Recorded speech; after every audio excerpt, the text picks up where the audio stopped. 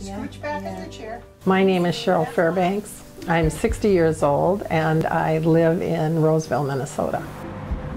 My caregiving has been a long journey, and I have been caregiving intensely since my mother had heart surgery January of 2002. And in February of 2008, she had an atrial AFib event that was fairly major. In all cases, when you do something with somebody with dementia, I became a 24-hour advocate, so I would stay with her around the clock in the hospital because she just didn't know what was going on or what was happening.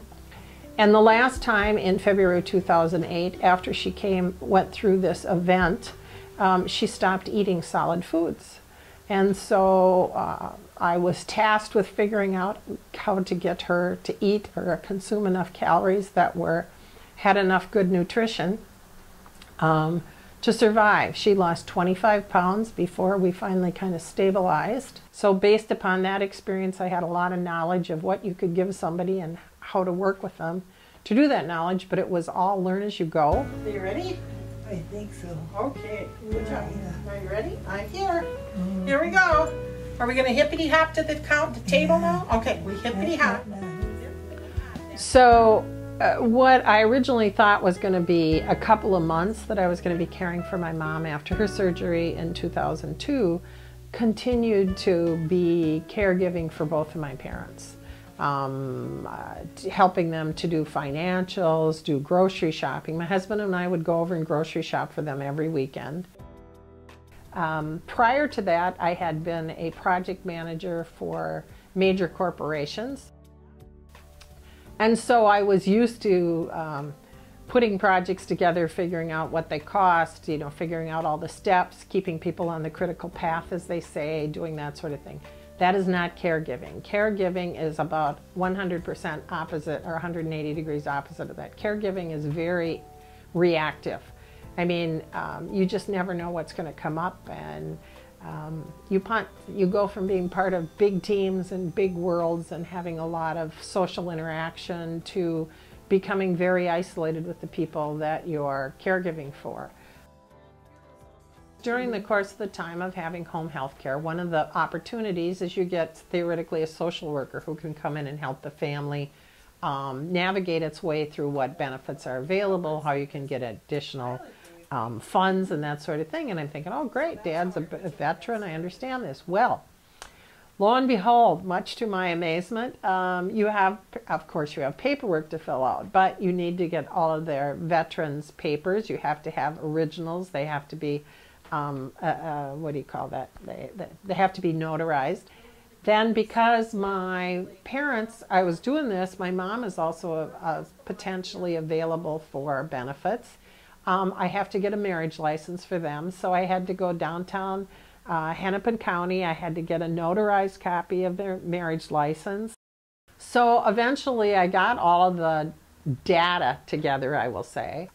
But it turns out they made just enough money so we qualified for nothing.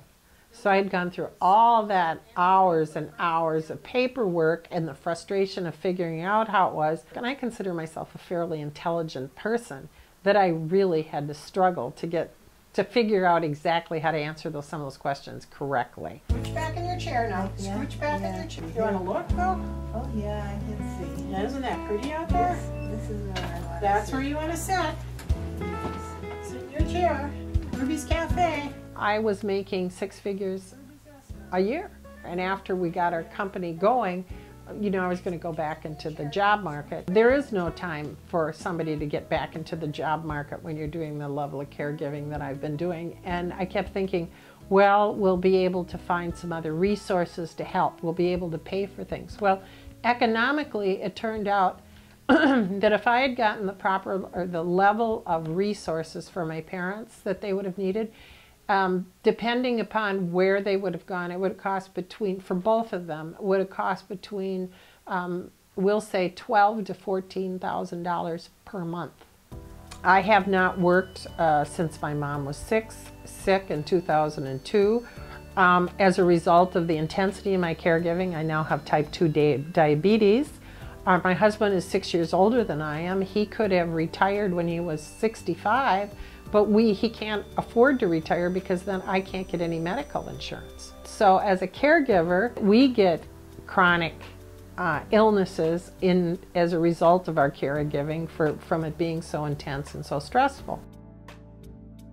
One of the things that I believe we need is advocacy. Everyone, when going through healthcare issues and the healthcare system, needs an advocate with them, someone who is physically and mentally and emotionally alert and viable and can speak and help the person. Because when you are sick and when you are elderly and when you are not feeling well, you cannot advocate for yourself. The system just does not, the system is too overwhelming.